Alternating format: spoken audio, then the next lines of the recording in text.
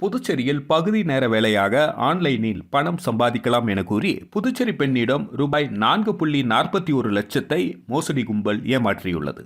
புதுச்சேரி கொசப்பாளையம் பகுதியை சேர்ந்தவர் செண்பகவள்ளி.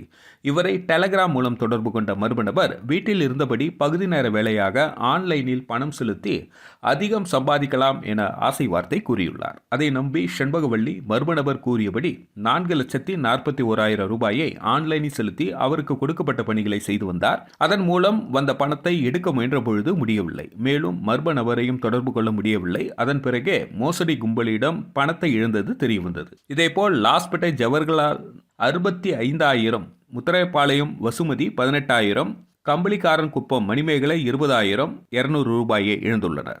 காலப்பட்டு பகுதியை சேர்ந்த மணிபாரதி என்பவரை தொடர்பு கொண்ட மர்ம நபர் அமெரிக்காவில் இருந்து உறவினர் பேசுவதாகவும் தனக்கு அவசரமாக பணம் தேவைப்படுவதாக கூறியுள்ளார். அதை நம்பிய மணிபாரதி அவருக்கு 60,000 அனுப்பி ஏமாந்தார். வெங்கடா நகர் பூஜா அசோகன் என்பவர் ஆன்லைனில் துணி ஆர்டர் செய்து ரூபாய் 1,500 இழந்துள்ளார். இதேபோல் மொத்தம் 6 நபர்கள் ஆன்லைன் மோசடி கும்பலிடம் 6,05,700 ரூபாய் ஏமாந்துள்ளனர்.